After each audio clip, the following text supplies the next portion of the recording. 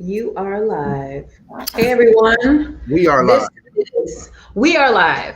This is Sky Juice coming to you live and direct with the one and only the fabulous Tony B I'm here in the in the house. place to be. And we are the Art of Living podcast.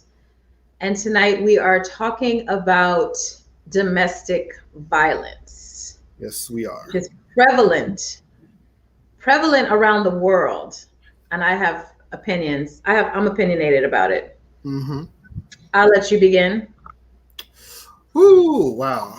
Domestic violence. I wish we had some statistics right now to at least give of how many out of how many women are just victims of it. I mean, it's so common. It's actually more common than uncommon for a woman to have experienced some type of domestic violence in their lifetime or in a relationship. So, I got them. oh yeah, okay. So give me the statistics. Okay, this is the domestic violence fact sheet from the National um, NCADV, National Domestic violence. something COVID-19 and domestic violence.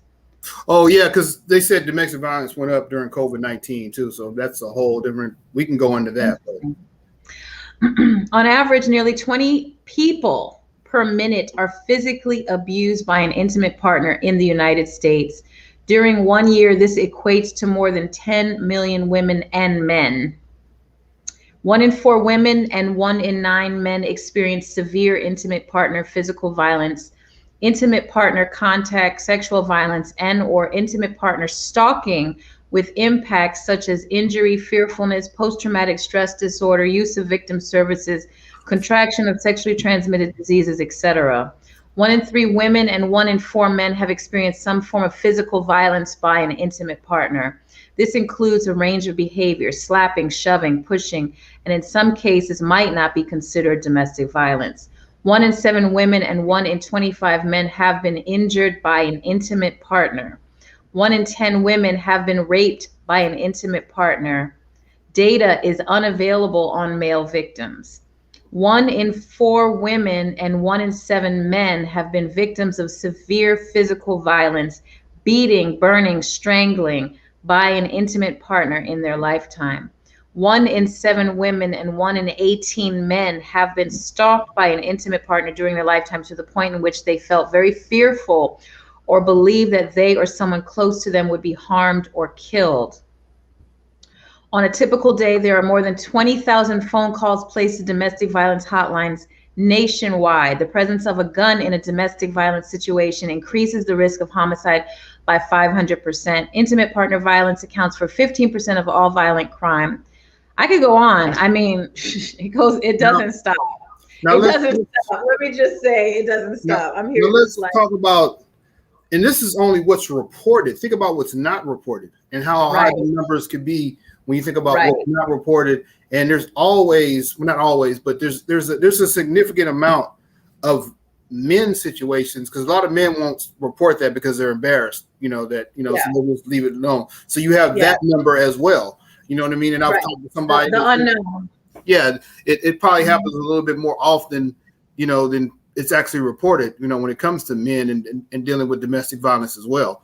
You know what I mean? Because for men, if you're a man that believes that you should never put your hands on a woman, you're kind of open season. It's open game for you. You know what I mean? They can pop you If upside you're with the head. that, if you're with that wrong woman who will smack you around, then I mean, but you it might not happens. want to tell your friends.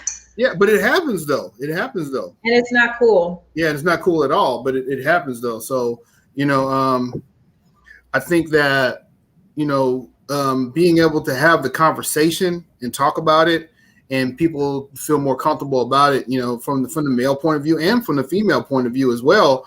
I had a podcast that I did years ago, and I actually did the same topic, Topic.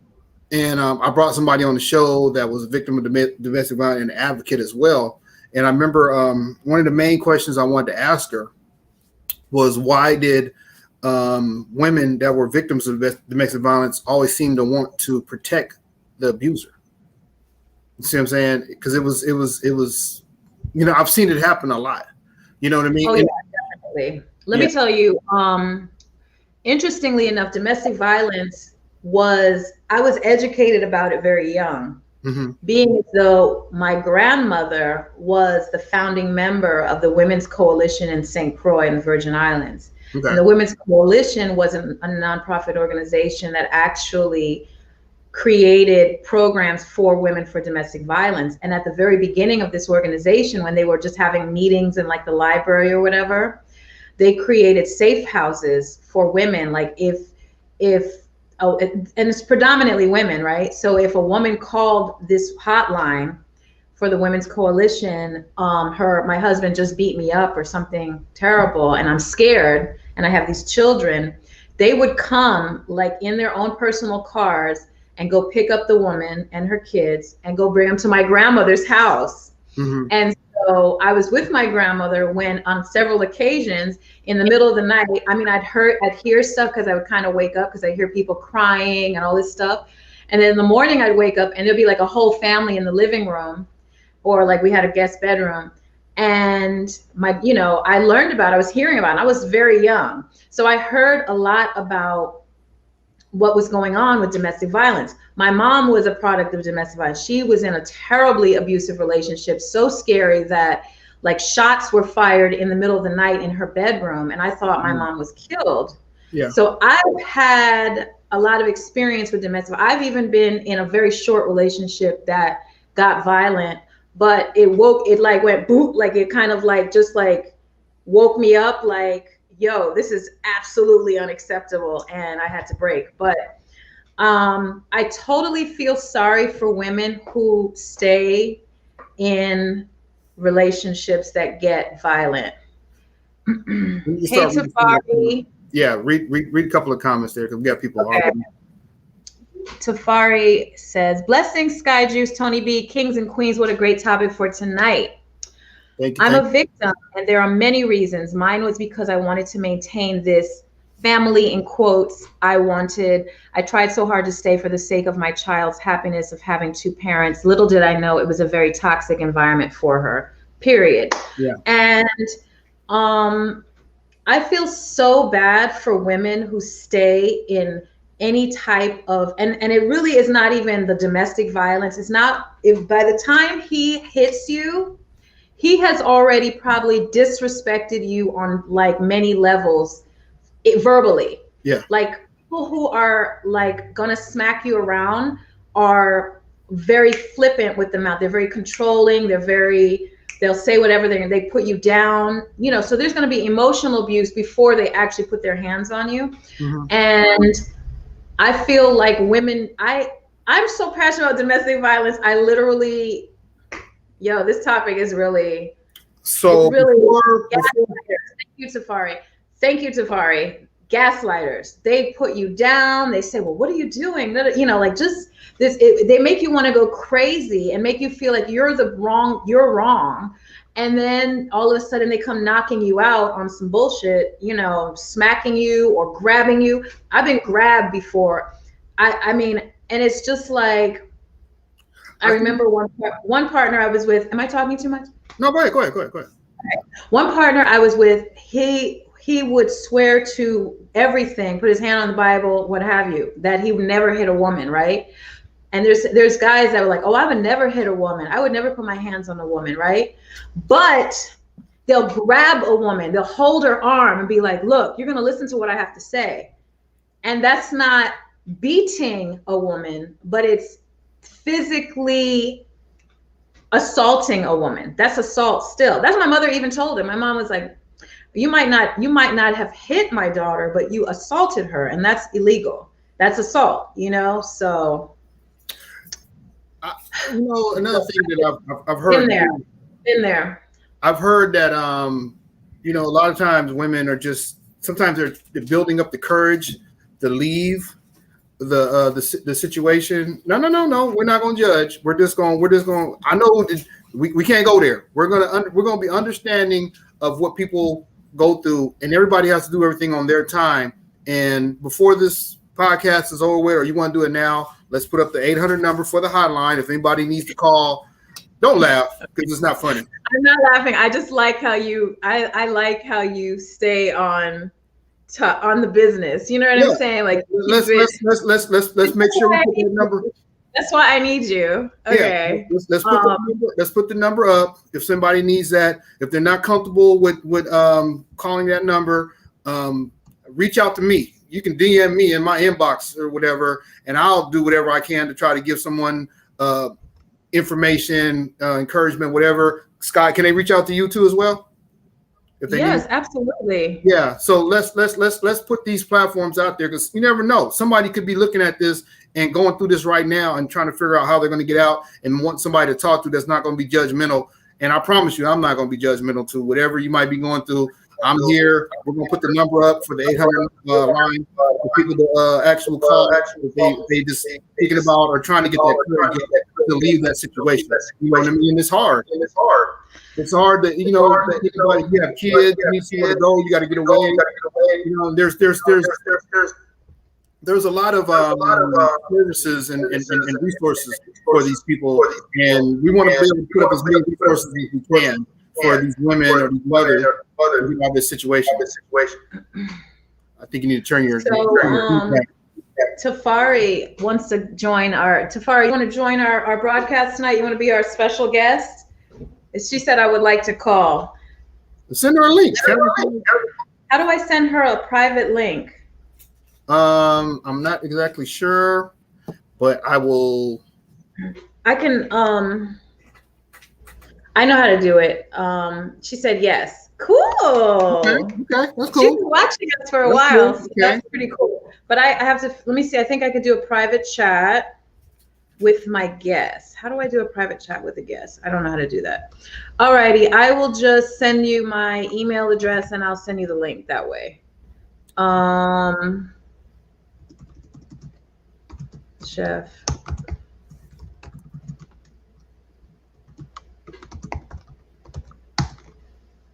Okay, just send me a email. And I'll send you the link. And then you can join us and we can have a conversation about this. But anyway, long story short, I just think that this is actually, I have thought so much about this. I think that a big part of domestic violence comes from monogamy, toxic monogamy culture. Toxic monogamy culture. We're not gonna go in that direction, but I get what you're saying. We're gonna go in that direction. Because we'll go enough with that if we start talking about that. But I get it though. Point taken. That's where it comes from. Point taken. No. Yes. So if a person has insecurities, you think it has to do with monogamy? If a person has control issues, you think it has to do with monogamy? Come on now. Listen to this. Are you ready? You're not letting me speak. You're not letting me speak. You're being abusive right now. There you go. If toxic monogamy culture is a whole systemic lifestyle that has been created where men feel like they are the glorified gods of the universe and women are here to take care of them, and we are a lot of as soon as you start saying something about feminist, someone called me a feminist like they were cursing me out, right? And I was like, I don't really care about feminism and all this stuff, but I do care about how toxic monogamy has become, because for some reason a woman has to stay married to some abusive asshole because she had children with him. Okay, and I get what you're saying. I get what you're saying, but we're not going to put monogamy, we're not going to sit here and say that there's men out there that aren't controlling. We're going to say that we don't have men out there that have a mindset of property. We're not going to sit there and say that there's not men out there that are insecure. You know what I mean? We have all these. All part of it. Yeah, all part of it. So, that's all part of it. It's all part of it, yeah. But why are you saying we're not going to say? Because we're not going. Because like when you say monogamy, you say you think it's a big part of it, but it comes from a lot of different areas. I don't agree. Okay, we have a comment here. Helena said, I disagree with it coming from monogamy. Abusers can be male, female, parents, children, etc. And then it says sometimes women are the domestic violence perpetrators. You know, it can be one reason, but it's always, I think it's a lot of, we can't just put an umbrella over what domestic violence is, because it comes from a lot of different areas. You know what I mean? It can even come from a sexual area as well. You know what I mean? It's a lot of different areas that it can. You fail to see why monogamy has created domestic violence. Do you think people are being Okay, I'm going to say this. Domestic violence numbers are larger in polyamory circles? I'm going to say this.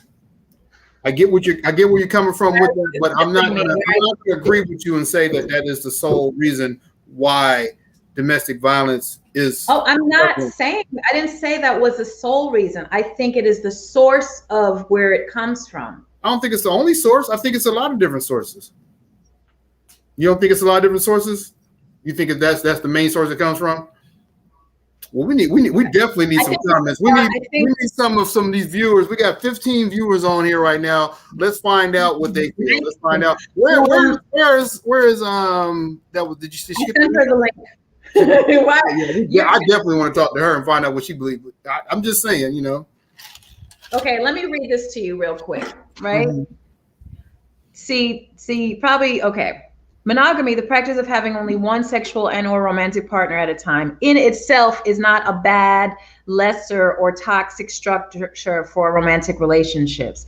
However, through its prevalence and influence in patriarchal and heteronormative systems, many harmful concepts of control and power have been entwined with common messages of what true love and monogamy means. Toxic monogamy, as defined by Hilary Berry in her article, Toxic Monogamy Culture, refers to monogamy as a cultural institution that has been interpreted and practiced in ways that are unhealthy. These ideas are often romanticized or perpetuated in media, cultural norms, and social expectations. They are so pervasive that even in polyamorous relationships where people may have more than one sexual and or romantic partner at a time, these concepts and their toxicity often carry over and manifest in their own ways. I can stop there. For example, let me tell you what's an example. What's an example? An example is of toxic monogamy culture is, I've heard many times people say that their partners cannot have partners of the opposite sex. Okay. I get what you're saying, but I think we're getting off topic here. We're going into the whole. We're not getting off topic. Yes, we are, because we're talking about poly and monogamy, and that's not what we're talking about. Domestic violence. Now, if you want to say that is one of the sources, let's say that's one of the sources. But I know how you feel about the whole monogamy, but let's stay on topic. I'm not talking about monogamy. I'm talking about toxic monogamy. Okay, but even still, we're not here to talk about monogamy and poly. We're here to talk about domestic violence. That's one of the causes. Let's talk about some of the other causes of it. Let's talk about the people that are going through it right now as we speak, and they're trying to figure out how to get out of it. Let's try to give them something to feel like, okay, maybe it's time. Maybe I clicked on this video right now for a reason, because I'm going through this right now. So maybe I'm going to hear something that's going to make me say, you know what, let me pick up that phone and say it's time for me to get out of it. That's what I'm saying. So let's stay on topic right there. Let's think about the people that are actually dealing with this right now. Let's not go about with the monogamy and poly thing. It is what it is. It's a source, but let's talk about the people that are going through it right now, the people that might be going through it right now, and let's try to give them some type of resource and some type of understanding of what they're going through, why they're going through it, and what they can do to get out of it. That's what I'm saying. Okay, I don't agree, but I'll follow what you're saying, because I do think it's completely stems from toxic monogamy culture. That's what I've been studying. But our guest is here. Okay, bring her in. Let's talk. Bring her in. Hey. Hi. Good night, everybody. How you doing? I am good, thank you. Can you guys hear me well? Perfectly. Perfect. So you saw this pop up and you said, "Ooh, I gotta talk." Yes. Yes. Oh, good. I unfortunately been a victim of domestic violence, and I remember even before going through something like this, hearing about other women going through this and wanting to know, why are they staying? Why can't they leave? Like, you could just pick up and go. What's the matter? Yeah. And you know, you don't fully understand a situation until you're actually in it. Mhm. And as I mentioned earlier, one of the reasons why I stayed is because my daughter, and I wanted her to have that family type setting, have her mother, her father there. She's growing up with both parents. Um, when I was 13, my parents separated, so I kind of understand how it is growing up with one parent here, one parent over here, and it it was not healthy. It was not healthy for me. It was not healthy for her. For her, and unfortunately, she had to see some of the things that had happened to me. Um, she was really young, so hopefully she doesn't remember when she gets older. Uh, it's really hard to describe. It's like something's holding you. And I remember mentioning about gaslighting, and I never heard the term gaslighting until I ended up myself in a shelter, and it was a shelter for mothers and children, battered children. Can I ask you Um, a question? Can I ask you a yes, question? What gave you the courage to say, you know what, enough is enough. It's time for me to walk away. unfortunately, I was badly injured the day that I said enough was enough, Okay. and it I've never seen him act the way he acted towards me, Mhm. and I I literally had to drive myself to the hospital because of what happened. Mm. And when I was there, of course, once authorities hear that it's a domestic violence situation, they're going to be there and they're going to be asking questions. And at that point in time, I was like, oh no, I think I did something wrong. So even then, I'm still feeling guilty for, getting the partner in trouble as to what he did and feeling scared that maybe he might come back and do something to me later. Mm. Wow. So Well, before the first physical altercation, was there like signs that you kind of overlooked that this person has some toxic behavior that could get could hurt you? There were a lot of signs. A lot of signs. Drugs was one of them. Uh, the crowd that he would hang around was another. Uh, I'm guessing work. The pressure from work may have been one. Stress. And yes, when I had met Mhm. him, his father was really sick. And within a month or so after being with him, his father passed away. So I believe part of that as well too. He's the oldest in the family. Probably all that pressure on him now that he has to take over, and it was a lot for him. And I totally get it. Still uncalled for. You're yeah. upset about something, you're Yeah. stressed about something, you don't bring it out on your partner. Not at Yeah. all. Yes. And then what were the implications to him that were done after you decided that this was, like, yeah. Did his family know? Did you call his parents? Did who was notified? Was the police notified? Like how do they, like, you had to deal with this physically and you have to heal from all of this. And it's not only like just a beat down to your physical, but a beat down to your like emotional, your ego, like just everything is just like down, right? But what were the repercussions on his side? Like what did he receive after that? Well, he, I guess, went into a holding cell for the night. He was released on bail. We had a trial. Trial took forever, and now that COVID came about, it kind of put on pause. And so this was recently. But I was afraid to tell my mother. I was afraid to tell anybody, and it actually happened in my mother's house while she wasn't there. So she ended up finding out when police showed up at the house that night to find out if I was okay.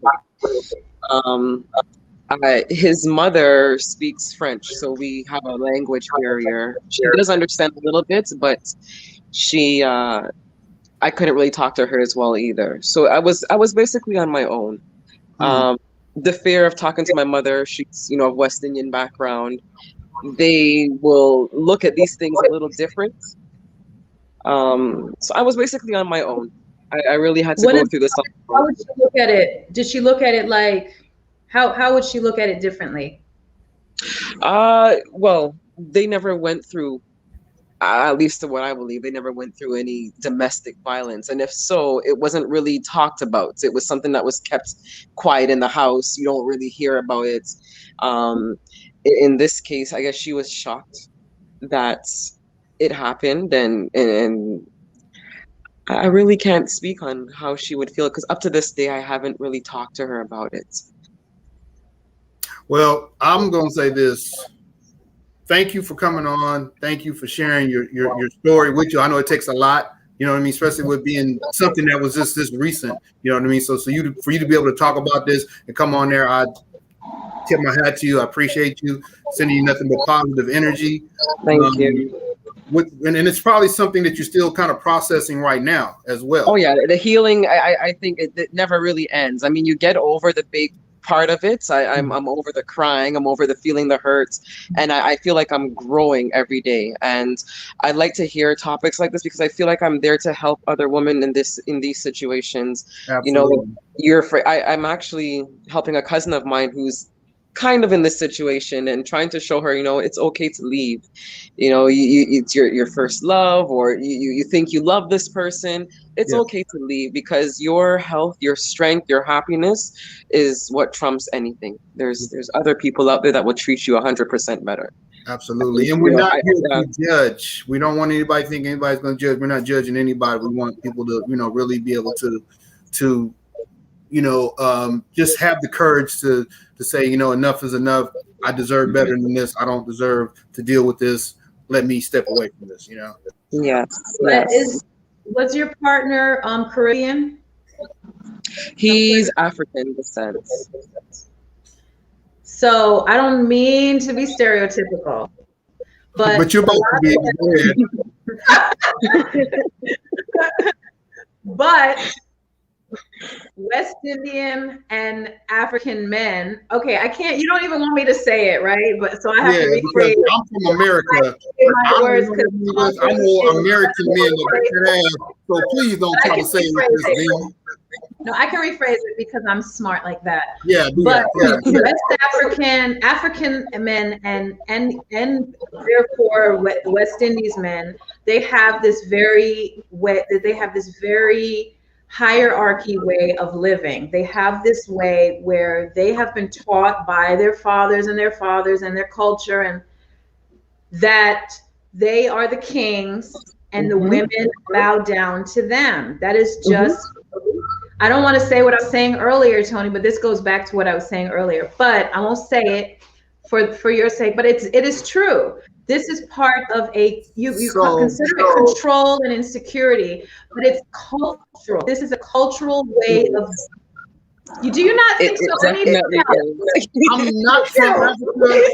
I've never been to Africa. Well, I have been to Africa. I'm sorry, I have been to Africa. But growing up, I had never been to Africa. I didn't grow around African people. I grew around Americans, and I seen plenty of women going through. I had an auntie, teeth all knocked out and everything. I seen it so much. You can't sit there and tell me it's just African men. It's American men that do the same thing. I'm not saying it's just. I'm not saying it's just any. There's no. You're trying to say that it's more of them when I have never been around African, and I've seen plenty of American men do it. I'm not saying it's more of a cultural thing. There is a culture of being. Culture. You're making it sound like African men do it more than American men. Is that what you're saying? You think more African men put hands on women than American men? Come on, please don't say that. I would say based on culture, because in regards to my ex-partner, his culture, the men they are the ones who provide. They are the ones who, you know, they do everything. The women are, we have to respect them. We have to do everything that they want us to do, make sure there's food on the table, these type of things. And if there's one thing out of place, then, you know, all hell could break loose. And I didn't know that before I got with him. So now that I reach, you know, it's really, it's cultural. I believe it's a cultural thing, and how you. I can't agree with that, because, like I said, I didn't grow up around Africans like that. I grew up around American men, and I seen American men, and some of them didn't even have jobs. Some of them were just, you know, hood street type of dudes, and they felt like that was a thing to do. If you act like you disrespecting me, or I came home and I had a bad day, they was beating up on the women. I seen it happen all the time in the ghettos. So I can't sit there and say that, because that's not what I seen. I can tell you what I seen, and I seen it a lot. And it wasn't African men; it was American men. It'll be the ghetto culture then. It always comes down to the culture and how things are happening. I mean, with the American men now, it could be stress about work. It could be stress about anything that they're going through that made them lash out. And not just men. I mean, we should be talking about women who are also abusers too. Because there are a lot of when we look at it, when we look at the world, it's all cultures. It's absolutely all cultures. Okay, even the Amish people, they beat their women.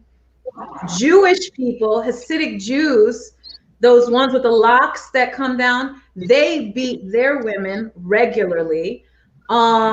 Indian people, they beat their women. I mean, it's not a race or a type of person. It goes back to toxic monogamy culture, but it's just, I don't think Tony gets that, but it's part of this. It's part of the education, and not everyone got it right. Not everyone, and their examples were wrong. But when you create a society where the man is the king, the man is the king, and the women are their partner, their secondary, their helpmate. What are the other terms you hear? She is a lesser citizen than he is. She is a lesser value than he is. Yes. No, I'm gonna say this. If you're a man that never have no job, you're always going to jail, all you know is hustling on the streets and all that, how are you the king of people? Say it again. If you're a man that's in and out of jail all the time, never really had a job, you're out there hustling on the streets, how are you the king of something? I'm just saying, how are you the king of your house if you don't even have a job? Your woman got a job, but you going in and out of jail all the time. You know what I mean? The only time you make any money is when you're out there on the corner hustling. How are you the king of something? So when you say that the man has the mindset of being the king, you're not a king. If you only can't keep a job. I think in that particular example, yes, I know guys that have those same qualifications. And beating up on women. Yes, and they consider themselves kingly or whatever is. Yep. Mm-hmm. Yeah, they consider themselves, but what you're talking about a man. Okay, I'm paying the bills, I'm doing this, I'm doing that, so I feel like you should bow down. But if you're not doing that, how are you going to even think of yourself like that?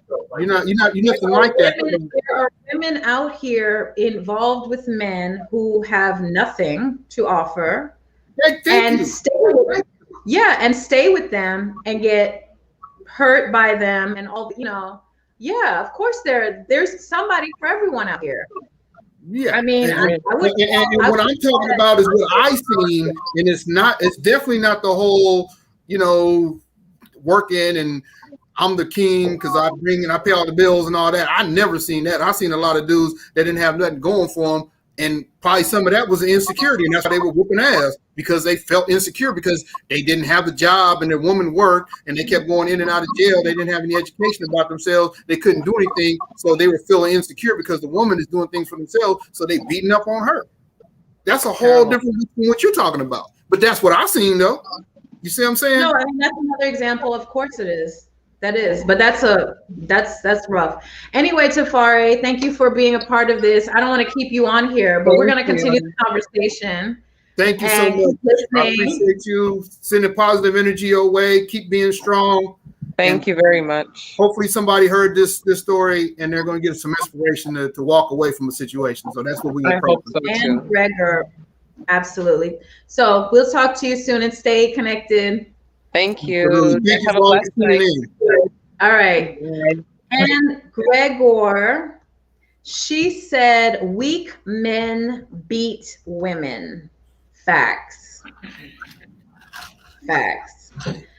Absolutely. I feel like men who beat women, they don't mess with other men. You know what I'm saying?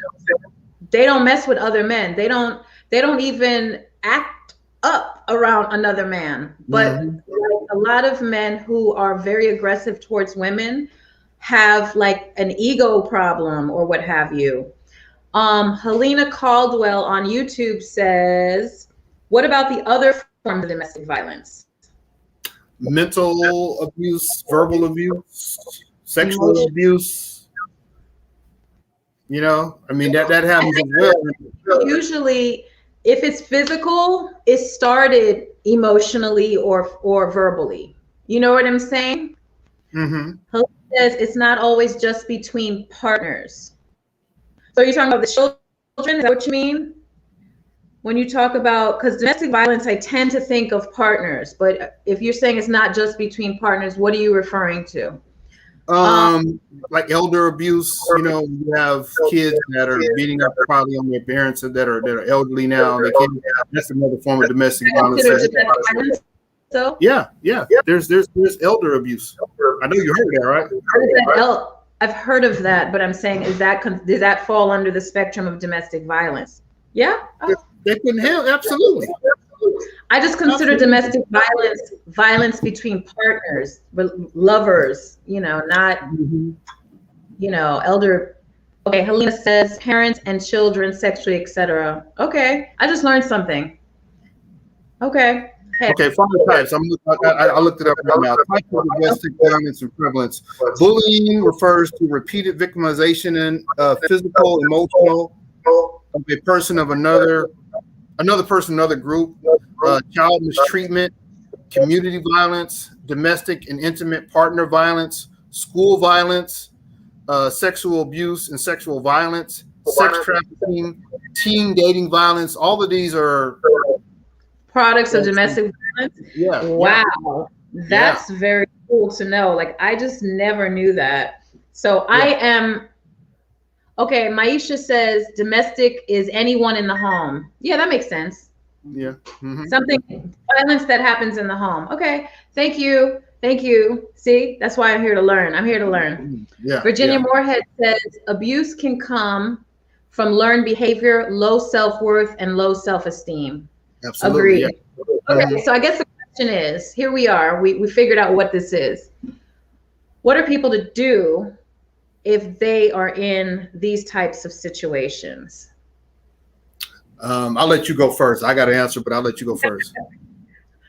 Run like hell. That's my greatest answer, because I just I think the hardest part is you're involved with somebody and they're cool, y'all get along, all your charts, your birth charts, your astrology, everything lines up, and they're treating you bad. Like, that's the first thing they say something that's really bad. You know what I mean? I feel like, you know, I think the biggest thing that I've learned in my life is boundaries. And I just feel like when you're not treating me the way I deserve to be treated, you lost me.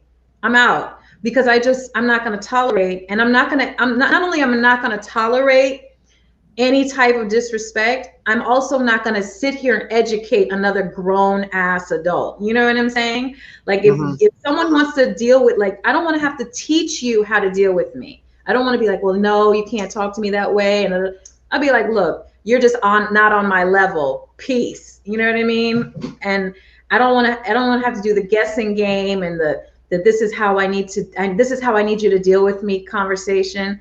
If you don't get it, like, on day one, my new boundaries, my new paradigm in life is I'm out. Like, I don't got time for that. I don't need to have, and I just feel like that has saved me so much time when I'm talking to guys or something and they're just like idiots. So There is. The shit, huh? I'm going to say this. What you're saying, I get it, but let's be realistic in the fact that everybody doesn't have the same strength. Everybody doesn't have that strength that's saying, I'm done. So my wish for this show right here, if we can reach one person to say, you know what, maybe this was a sign that I need to walk away. Maybe I need to call somebody and get some help, because you have to find the strength within yourself. We don't know where that's going to come from. Some people it's easy. I'm done. I'm walking away. Some other people is, I don't know if I need to do this. I don't know if it's right for the family. I don't think there should be a second thought. There should be no, like, let me give him another try. I just don't think that. I get what you're saying, but let's be realistic. It's not that easy. Safari just said picking up and leaving is the hardest first step. She just said that. You see what I'm saying? So we have to be understanding of that some people, they're trying to figure out. I think it happens before that. I agree with you. If anyone were to watch this or to hear this, and it impacts one person in any kind of way, this is what I would say to them. Don't wait till a motherfucker smacks the shit out of you or punches you or picks up. If you see an inkling of disrespect and someone treating you crazy, they're making you feel like you're crazy. They're talking to you like they can wake the hell up. There's nobody who is going to treat me less than. There is not on any given day nobody that is going to talk to me crazy. I'm telling specifically women, and any man that needs to hear it too, but specifically women. If a man, I don't want to wait and see if he's going to even put his hands on me. I'm not waiting for that. I'm not being involved with anyone who's crazy and has the audacity to treat me any kind of way that's disrespectful. And that's the boundary that I have. And that's where women need to recognize that. And if there's something in them that they do not recognize in them, that a man starts talking to them crazy or where are you going? And, a lot of this controlling shit, get out. I'm done. Let's go to the comments. She says, exactly, Sky. You can't wait on the third strike. We need to know when boundaries are crossed to trust your instinct and move on. That's exactly how I feel. Yeah. Safari says, you're in shock. You can't believe that person who once loved you is acting like this. Maisha says, sometimes you don't see it coming. Safari says, I used to say the same thing, Sky, that I would never let a man touch me. See what I'm saying? And Anne says, they never, ever loved you. They control. And you know what, Anne? I think there is love there sometimes. I do. But whatever their issues are is really not about you. That's how I feel. If you say you love me and you decide, I'm not even talking about the part where you're going to hit me. I'm talking about right before that, when you feel like something's processing in your mind that you feel the need to do that. That's when it's up.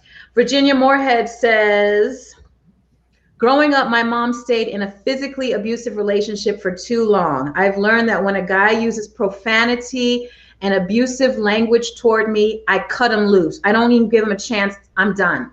Exactly, Virginia. Exactly. That part. Louise says, sometimes you think you're strong enough to handle it and understand why they're doing it.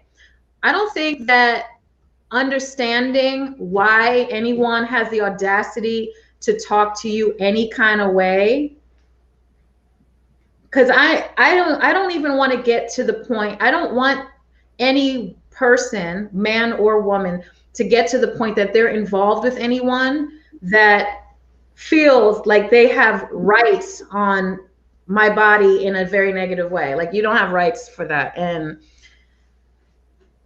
that's how I feel. I mean, I think at the end of the day, too, we got to think about some people are stronger than others. So we have to be just compassionate and understanding of the ones that aren't as, you know, we want to give them that strength and that courage to move on. But some people just aren't that strong, and they need something to, like I said, they might just need a talk from you. They might say, you might get an inbox that say, Sky, can I talk to you? I will talk. I know exactly what to say, because you want me to tell you what I would say? You have young adult daughters, right? Yeah, absolutely. Exactly. I do too. And I would say this to any woman, and not only including, but mostly to my girl children who are growing up in this world. First of all, I have my first child is a male son. If I told him, if he ever lost his everlasting mind and ever put his hands on a woman, I would personally fly to where the hell he was and knock him out my own self. That's real how I feel. Me, because I gave birth to him, so I have a right. There you go. Two, no. We have to teach the men to get their life together. You know what I mean? Because life. I told my son, I said, look, you don't never put your hands on a woman. I said, because at the end of the day, you got to understand that some people are understanding when it comes to that. And what I mean by some people aren't understanding, there's nothing that you can say to them that's going to stop them from wanting to hurt you and possibly take your life. I'm one of them people. You put your hands on my mom, my daughter, or my sister, ain't no understanding. There's nothing that you can say to me. There's nothing that you can, and that's me. And I'm not everybody. Some people let this stuff go. I'm not letting it go. I'm finna handle that immediately. Let me tell you what happened. One of my coworkers' sons was arrested for abusing his girlfriend. He went down there to his own son and smacked the shit out of him. He said, this is how it feels. First of all, he said, this is how it feels. This is how she feels. Okay. Understand, don't ever do this again, huh?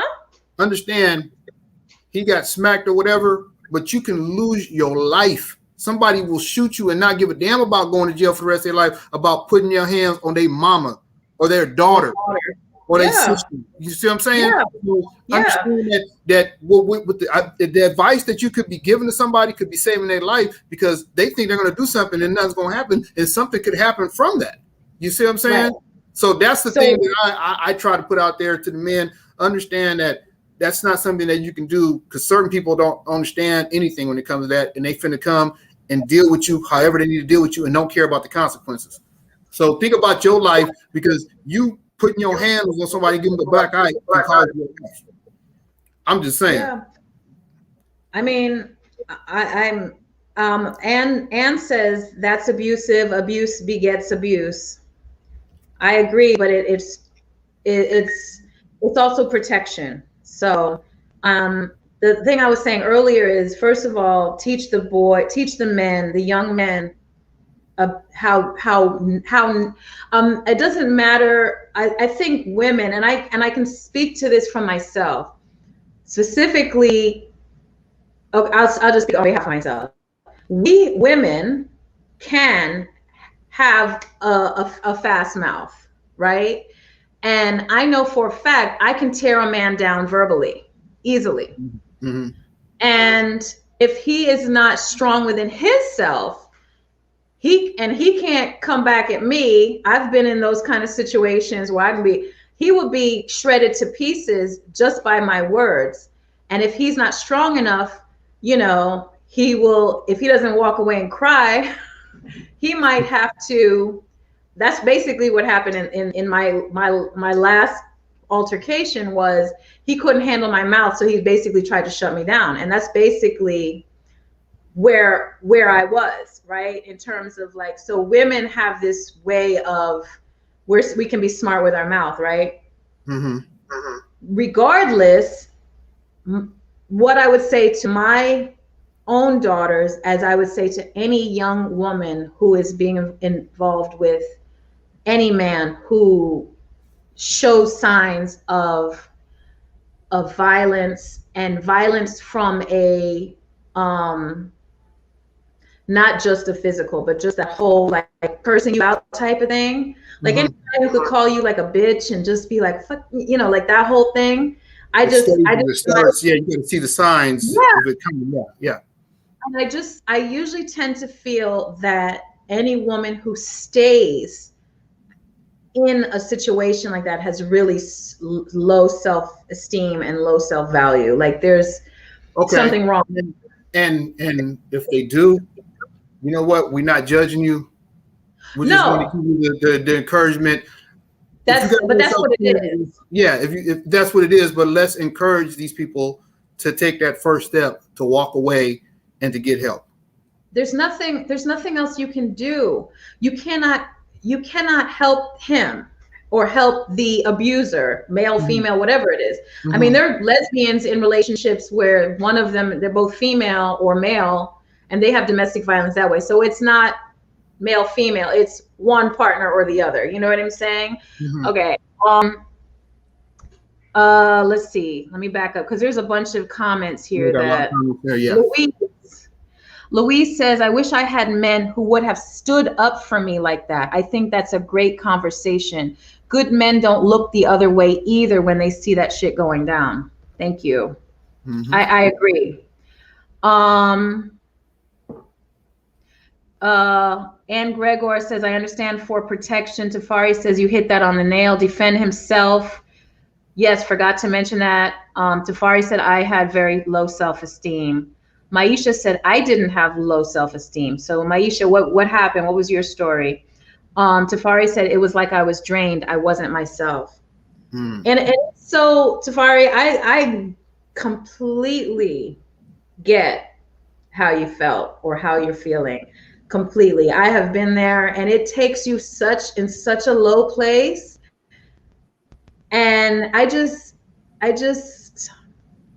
can't even, I don't know. I just can't even, I just feel so good now in my life that I just won't tolerate.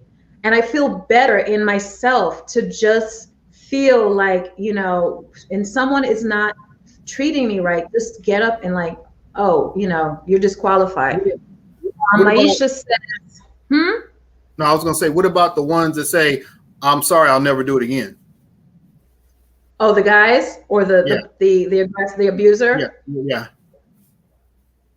I'm sorry, I lost my temper. It'll never happen again. I think that I believe in humanity. Personally, I would give someone one chance. I think everyone deserves one chance. I do believe, because at one chance, they could realize if you do something that just really hurts somebody, their pain can affect you in a way where it's like, wow, look what I did. And it can affect you to change. Like, oh my gosh, did I just hurt somebody? Did I hurt someone I care about? And maybe that could be the thing that changes them. So that's good. But only once. Only once. If it comes back, then it's just a habit. You know what I'm saying? So Tafari said there's so much more to talk about. Maisha says, at the time, I didn't have anyone around to protect me. Tafari says, makes me feel better, though, to talk about this. And, those I'm sorries. Oh, yeah. She's like, LOL. Like, that whole saying I'm sorry shit, once you, I agree with you, girl. Virginia Moorhead says, it's important for the victim to recognize they suffer from low self-worth. That's a start towards growth. Tafari says, I gave that one chance one too many times. And Virginia says, kick his sorry aid to the curb. Anne says, abusers come from generation of abusers. They have to have professional intervention. Okay. Remember I was telling you that they have this group. Let me see if I can find the name real quick. In India, I'm going to look it up. There are these women, who go around, like if you call them and they come and beat up the husband or have an intervention. So let me see it's an organization. This is in India. Let me see if I can find it. Go ahead, Tony, while I look this up. All right. So we're gonna say this again. We're gonna post a 1-800 number for those who need to call somebody to help to get out of the situation right now. If you're in a situation right now, I'm extending myself. You can inbox me on Facebook or YouTube or any of those. You can inbox Sky. Anybody else that wants to lend an ear that's in the comments, you can lend an ear to as well. Sometimes, like I said, somebody just needs a non-judgmental voice or ear to be able to talk to, so they can feel like they get the courage to walk away. So that's what I want to do. Just extend that out to whoever might be watching this that might be going through something. They need to get away. They need to try to step away from the situation. We're extending whatever we can to whatever listeners. Like I said, anybody in the comments that's been through this before, say, hey, reach out to me if that's what you feel comfortable with. If you don't feel comfortable with, that's fine. But like I say, this show right here, we want to be able to hopefully just touch somebody and give somebody the courage to walk away if they're in a bad situation like that. So that's what I say. And Sky, put up the 800 number that they can call. Mm-hmm. I will do that in 1 second. Louise Adami says, are we missing the way a perpetrator messes with the victim's head? That's how strong women with high self-esteem can be taken down. Also, because we try to solve the problem and help the person who clearly doesn't know how to behave. Mm-hmm. The violence starts with the mind games, in my opinion. They always say sorry. Facts. All the way facts. That's what Louise, I don't know if you were here when I said it, but I feel like before someone is going to like physically touch, like physically hit you, before they do that the signs are there. The way they're behaving, the way they're talking to you, the way they're treating you, the way they're disrespecting you, the way they're gaslighting you, the way they're controlling. Where are you going? What are you doing? Why are you wearing that? It's there. It's already there. Mm-hmm. So this website is called The Hotline, and it's a domestic violence hotline for the United States. It's 1-800-799-SAFE or 1-800-799-7233. They also have a chat line and a text line that you can check out. It's the National Domestic Violence Hotline. So you can contact them by calling them, chatting with them, or texting them. So I'm going to post this in the comments again, thehotline.org. But this was really interesting. My head is spinning though, because it takes me out, this kind of conversation. Mm-hmm. Hey, look, it was a conversation that was needed. We might even do another part to this sometime in the future. If we have any feedback from some people or something like that, I think it's something we could talk about a little bit more. We can actually maybe even bring somebody on that may be an expert or advocate, for domestic violence, or people, women's shelter, somebody that maybe work at a women's shelter or something like that. So I think it's something important that we need to talk about, and we can continue to talk about it. Well, this is something that I would really like to do, and I guess it's really such a light thought because I haven't really but it's an idea. I remember a long time ago, one of my really good girlfriends had a domestic violence situation with her husband, and what happened the next day blew my mind. Her entire family came to the house. Her entire family. Like, they didn't even know they were coming. She didn't even know they were coming. She might have told her mother, or she might have told somebody. But her mother, her father, who weren't together, they were divorced. Her mother, her father, her cousin, her auntie, her grandmother, uncle so-and-so. It was like 12 people knocked on their door all at the same time the very next day, and gave them an intervention. Mm-hmm. And said, cancel everything. Yeah. We are going to talk. Yeah. And she told me that they crowded into the living room and basically heard the two sides of the story, like what happened, what happened that led up to this, and why did you do this, and basically they said to him, this will never happen again. This cannot happen again. This will never happen again. Better than me, I'm taking somebody as soon as I come in the house. Say it again. I said, that's better than me, because personally, as soon as I come in the house, I'm taking off on somebody. Whoever the dude was that put their hands on my daughter or whatever, I'm not going to have enough patience to sit there and try to talk to you while my daughter is sitting up there with a black eye and a bloody nose and all that. No, that's me. I couldn't do it, but I take my hands off If that's what they did, that's what they did. I'm just saying they sent the people who could be calm and supportive. And when they came, when she told me what happened, when she told me her father, who's a lawyer, was sitting there too, and he actually became a judge. So what I'm saying is, when I saw that type of family support surrounding her, and not only surrounding her, but surrounding him, and really holding him and them accountable, because they have 3 children.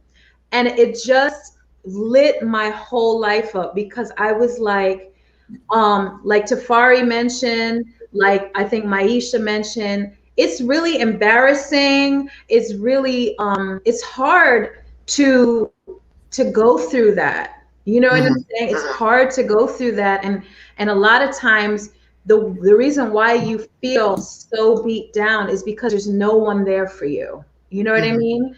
Now, if all these 20,000 calls that happen on a daily basis, if we could actually, if someone were to call me right now and say this happened to me, and I just hit my text messages and do like 20 texts, and in 1 hour we're over at their house saying, oh no, sir, you're not going to treat my sister like this. That's unacceptable. We're not doing this.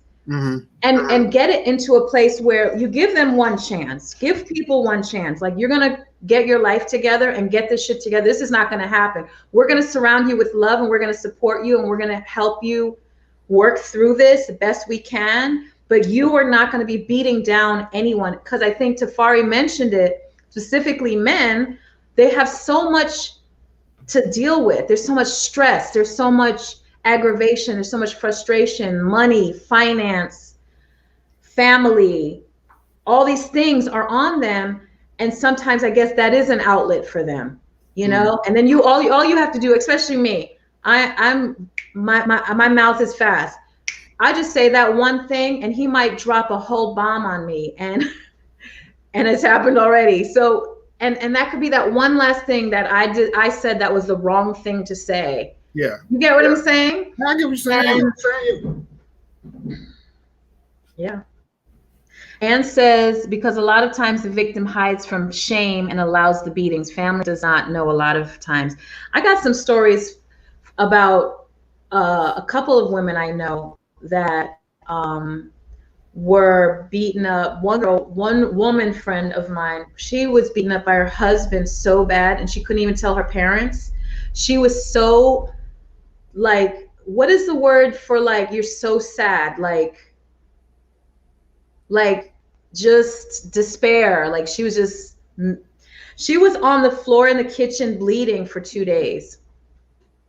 That's how miserable she was. She was just, and he left. He left and went on like a weekend vacation and left her ass there. And she was, she sent me the pictures. Her eyes were both swollen, broken. Maisha, thank you. Broken. That's exactly what it is. So anyway, woof, this wore me out. So I'm telling you, this wore me out so hard. We're going to have to revisit this again.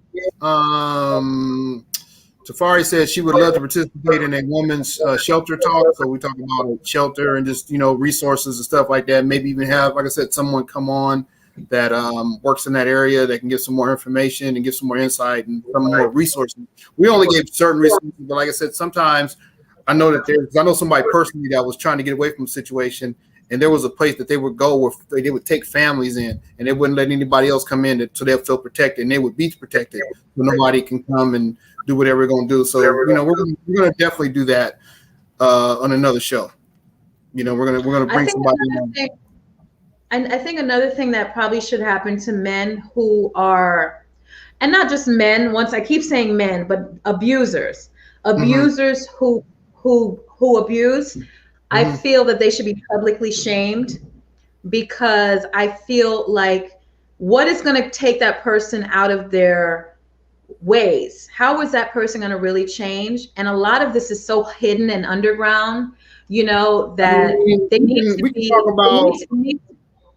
We could talk about O.J. Simpson and how the O.J. Simpson, Nicole Simpson thing changed the whole dynamic of domestic violence. You know what I mean? Where it was a lot of times they come to the house, they talk, and they leave. Now in California, and I don't know if it's here, but in California, if there's a domestic violence call, somebody got to go to jail. Either the man or the woman, somebody got to go to jail. They're not coming out to your house just to talk. They're coming out their house to take somebody away and send them to jail. And all this, the whole way they treated domestic violence after the O.J. Simpson situation happened was completely different. So with that being said, you know, it's taken more serious now. It was a certain point that they didn't really take it seriously, it seems like. Yeah, it's that program that's not really good, because what happens is, I mean, it can be good. What happens is an angry woman will call the police on their partner. I keep saying women. Okay, one person will call the police on the other person and say, oh, he hit me. And because Maryland has something similar. Maryland has a no tolerance law. So all you have to do, if you're just sick of the person who you're involved with, they could touch you. They don't even have to touch you. You could literally call the police and say, this MFer just hit me. The police will come and lock them up on the spot.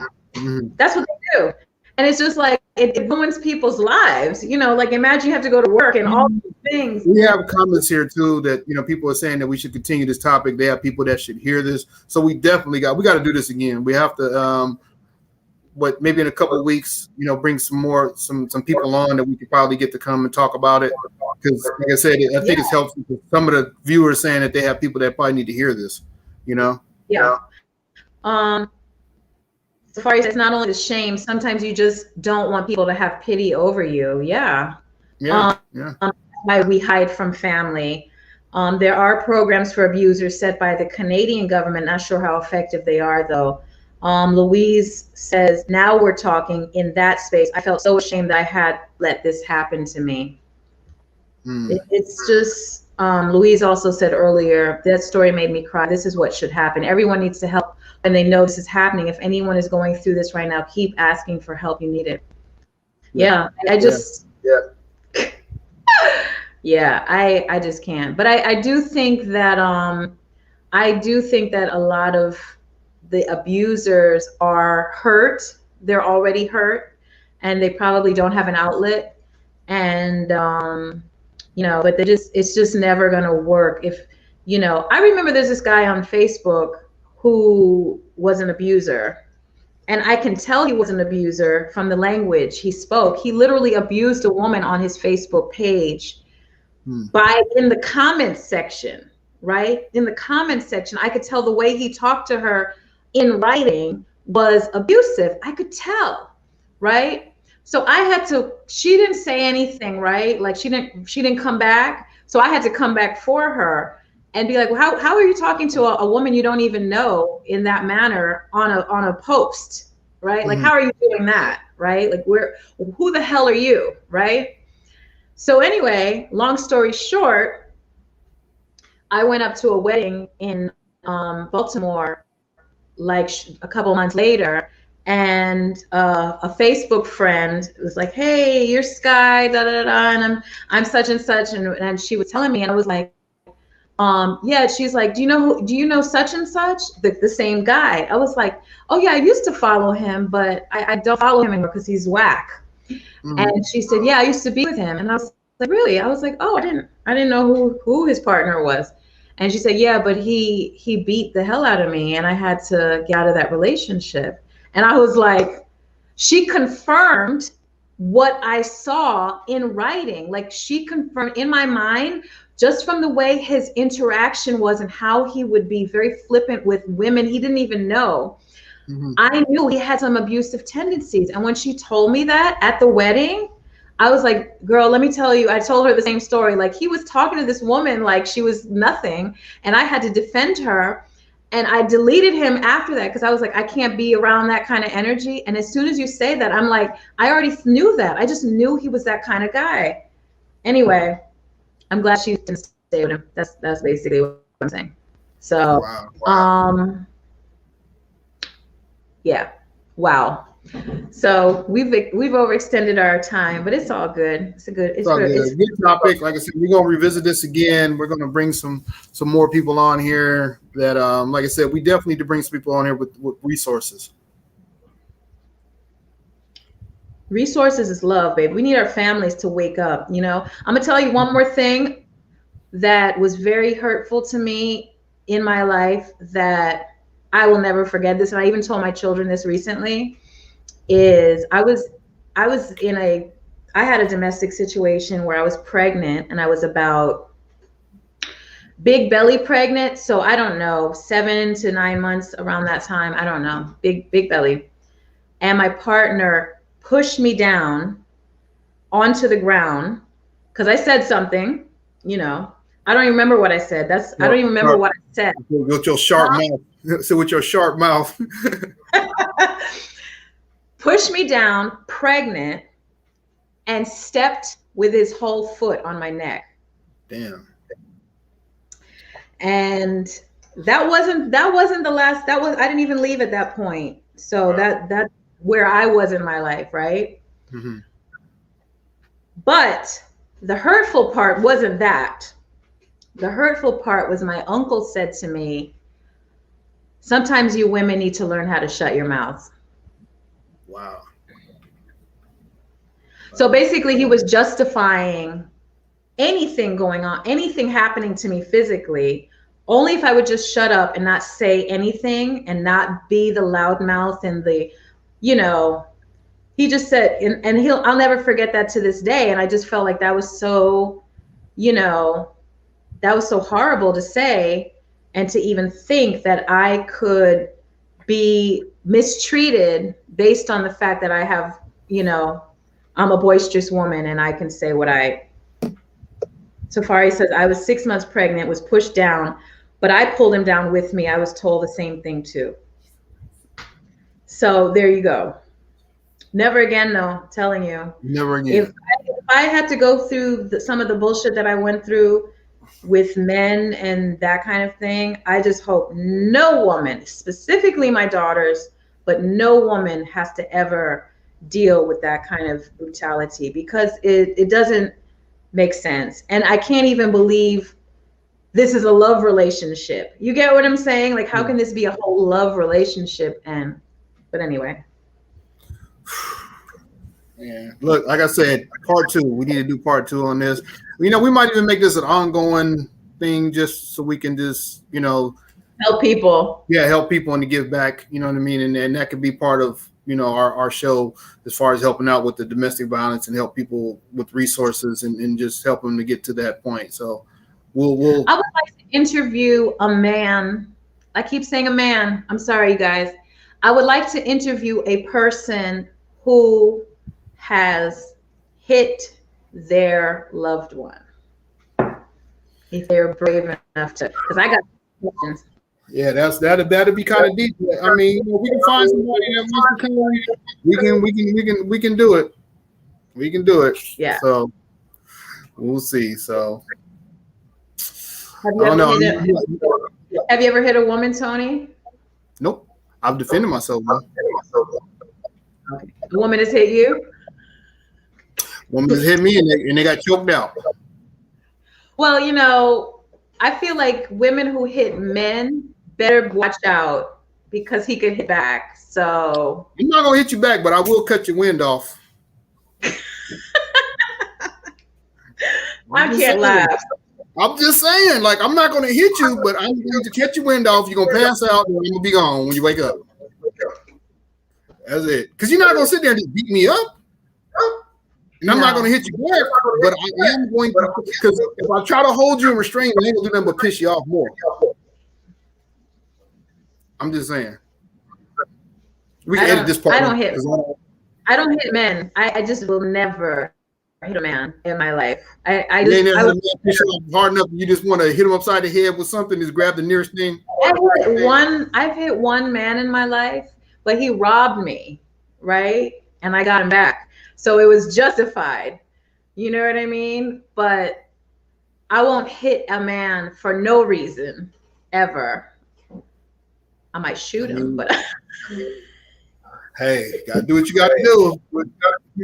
I don't know where you want to trim this show down in order for us to upload it to the podcast and all that other stuff. I don't know where you're gonna trim it down at because everything was pretty. No, I don't have to trim it. I don't have to trim it at all. But what I'm just saying is. Oh, for Instagram. I have to trim it for Instagram because it only takes an hour, but that's fine. We'll work it out. Yeah, no, I don't believe in hitting men. I don't believe in hitting people. I don't believe in hitting anyone. Like, I think, like, once again, my mouth is good enough. Like, I can tell people off. So, you know. So anyway, y'all, what time is it? I got to get up early in the morning. It's almost 12 o'clock. So, yeah. This was good. Thank you, Tony. Thank you, everyone. Thank you, Safari. You're beautiful. Yes, thank you, everyone, for tuning in. We're going to do this some more. We're going to do it again. I'm glad we was able to end it with some laughs. Yeah. I want to be a comedian in my next life. Not Sky Juice, but Sky Comedian. Sky Juice, the comedian. Anyway, have a beautiful night, y'all. Bless. Louise, we'll talk more for real because we can go on. We will.